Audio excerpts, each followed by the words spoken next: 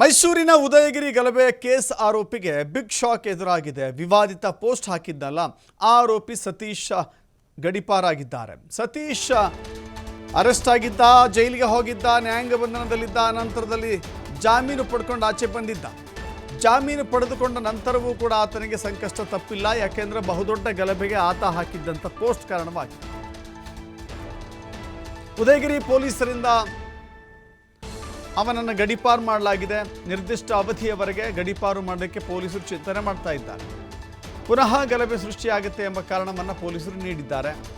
ಸತೀಶ್ನ ಆಸ್ತಿ ಪಾಸ್ತಿ ರಕ್ಷಣೆ ಉದ್ದೇಶದಿಂದ ಗಡಿಪಾರು ಅಂತ ಹೇಳಿ ನೋಟಿಸ್ನಲ್ಲಿ ಉಲ್ಲೇಖ ಮಾಡಿದ್ದಾರೆ ಉದಯಗಿರಿ ಪೊಲೀಸರು. ಹೇಳಿಕೇಳಿ ಬಹಳ ದೊಡ್ಡ ಮಟ್ಟದ ಸಂಚಲನ ಅದು, ಅಥವಾ ಸಂಚಲನ ಅನ್ನೋದಕ್ಕಿಂತ ಒಂದು ಪ್ರಚೋದನೆಗೊಳಗಾಗುವಂಥ ಪೋಸ್ಟನ್ನು ಹಾಕಿದ್ದ ಆ ವ್ಯಕ್ತಿ. ಸೊ ಆ ಪೋಸ್ಟ್ ನೋಡಿದ ನಂತರದಲ್ಲಿ ಜನ ಉದ್ರಿಕ್ತರಾಗಿದ್ದರು. ಸತೀಶನ ವಿರುದ್ಧ ಕಂಪ್ಲೇಂಟ್ ಕೊಟ್ಟಾಗಲೂ ಕೂಡ ಅಲ್ಲಿ ಪೊಲೀಸರು ಸರಿಯಾಗಿ ತೆಗೆದುಕೊಂಡಿರಲಿಲ್ಲ. ಸೊ ಈ ಕಾರಣದಿಂದಾಗಿಯೇ ಜನ ಉದ್ರಿಕ್ತರಾಗಿ ಪೊಲೀಸರ ಮೇಲೆ ತಿರುಗಿ ಬೀಳುವಂಥ ಸನ್ನಿವೇಶ ಆಯಿತು.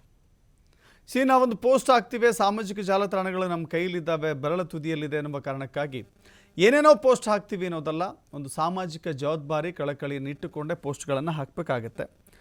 ಆದರೆ ಈ ಉದಯಗಿರಿಯಲ್ಲಿ ಸತೀಶ್ ಎಂಬಾತ ಪೋಸ್ಟ್ ಹಾಕಿದ್ದ, ಅದರಿಂದಲೇ ಈ ಪ್ರಚೋದನೆ ಆಗಿತ್ತು, ಗಲಾಟೆಗೆ ಅದು ಕಾರಣವಾಗಿತ್ತು.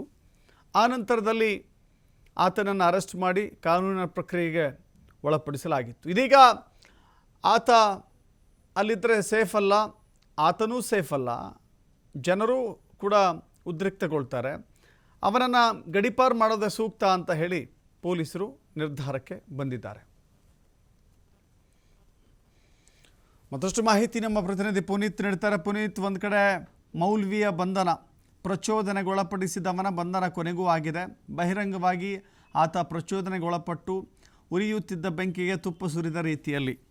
ಇನ್ನೊಂದು ಕಡೆ ಮೂಲ ಪ್ರಚೋದನೆ ಅಂತ ಹೇಳಿದ್ರೆ ಸತೀಶ್ನ ಪೋಸ್ಟ್, ಇಲ್ಲಿಯೂ ಕೂಡ ಗಡಿಪಾರಿನಲ್ಲಿ ಏನೆಲ್ಲ ಉಲ್ಲೇಖ ಮಾಡಿದ್ದಾರೆ, ಜೊತೆಗೆ ಎಷ್ಟು ಅವಧಿ ಏನು ಎತ್ತ ಅಂತ ನಿರ್ಧಾರ ಮಾಡಿದ್ದಾರೆ, ಹೇಗೆ?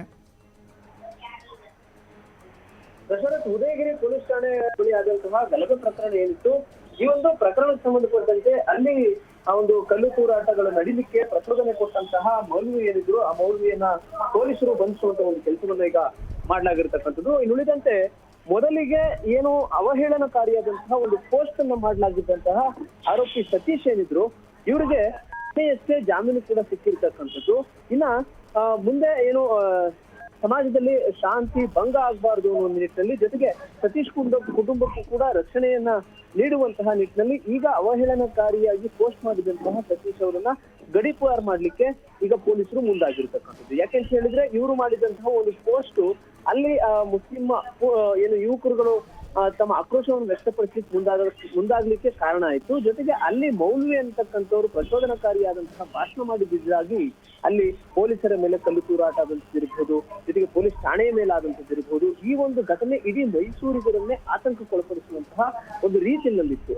ಇದೆಲ್ಲದಕ್ಕೂ ಕೂಡ ಕಾರಣರಾಗಿರುವಂತಹ ಈಗ ಮುಖ್ಯವಾಗಿ ಏನು ಮೌಲ್ವಿ ಅವರನ್ನ ಬಂಧಿಸ್ತಕ್ಕಂಥ ಒಂದು ಕೆಲಸ ಒಂದು ಕಡೆ ಆದ್ರೆ, ಮತ್ತೊಂದು ಕಡೆ ಸತೀಶ್ ಏನಿದ್ರು ಇವರನ್ನ ಗಡಿಪಾರು ಮಾಡತಕ್ಕಂಥ ಒಂದು ಕೆಲಸಕ್ಕೆ ಈಗ ಪೊಲೀಸರು ಮುಂದಾಗಿರ್ತಕ್ಕಂಥದ್ದು. ಇದಕ್ಕೆ ಸಂಬಂಧಪಟ್ಟಂತೆ ಈಗಾಗಲೇ ಸತೀಶ್ ಗಡಿಪಾರು ಮಾಡ್ಲಿಕ್ಕೆ ಉದಯಗಿರಿ ಪೊಲೀಸರು ನೋಟಿಸ್ ಅನ್ನು ಕೂಡ ಜಾರಿ ಮಾಡಲಾಗಿರ್ತಕ್ಕಂಥದ್ದು. ಆ ಒಂದು ನೋಟಿಸ್ TV5 ಕೂಡ ಈಗ ಲಭ್ಯವಾಗಿದೆ. ಜೊತೆಗೆ ಇನ್ಸ್ಪೆಕ್ಟರ್ ಸುಧಾಕರ್ ಅವರಿಂದ ಕಾರಣವನ್ನ ಕೇಳುವಂತಹ ನಿಟ್ಟಿನಲ್ಲಿ ನೋಟಿಸ್ ಅನ್ನ ನೀಡತಕ್ಕಂಥ ಒಂದು ಕೆಲಸ ಮಾಡಲಾಗಿದೆ. ಜೊತೆಗೆ ಕರ್ನಾಟಕ ಪೊಲೀಸ್ ಆಕ್ಟ್ ಅಧಿನಿಯಮದ ಒಂದು ಕಾಲಂ ಏನಿದೆ 55 ಅಡಿ, ಈ ಒಂದು ನಿಯಮದ ಪ್ರಕಾರ ಪ್ರಕರಣವನ್ನು ದಾಖಲಿಸುವಂತ ಒಂದು ಕೆಲಸ ಕೂಡ ಮಾಡಲಾಗ್ತಾ ಇರತಕ್ಕಂಥದ್ದು. ಜೊತೆಗೆ ಒಂದು ನಿರ್ದಿಷ್ಟ ಅವಧಿಯವರೆಗೆ ಅವರನ್ನ ಗಡಿಪಾರು ಮಾಡ್ಲಿಕ್ಕೆ ಈಗ ಪೊಲೀಸರು ಚಿಂತನೆಯನ್ನ ಮಾಡಿರ್ತಕ್ಕಂಥದ್ದು.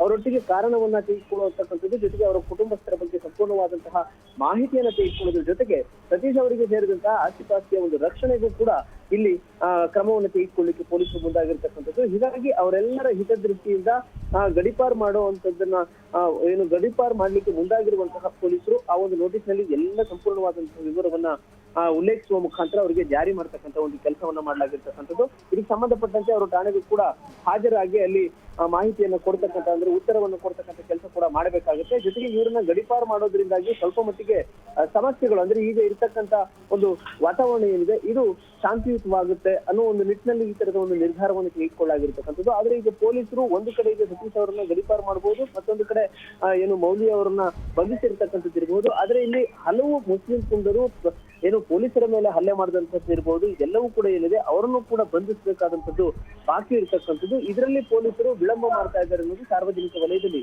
ಚರ್ಚೆ ಕೂಡ ಇರ್ತಕ್ಕಂಥದ್ದು ಸದ್ಯಕ್ಕೆ Dasharatha. Yes, thank you Puneeth.